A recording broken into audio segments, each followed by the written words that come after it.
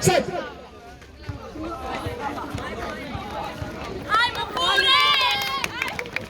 Čujte ovaj topi, to je kalep dječaka je koji svaki put na nastavu prelaze Roka Sila.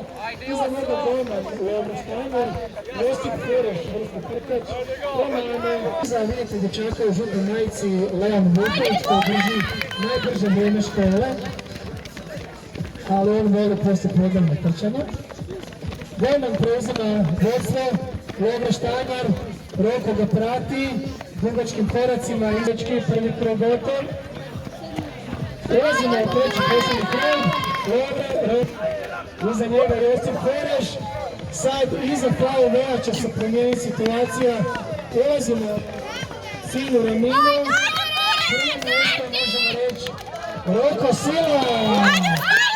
Treće mjesto je Leon Vuković i treće mjesto Lovro Štanjar. Četvrto mjesto Josip Fereš, peto Dorijan, šesto Pato.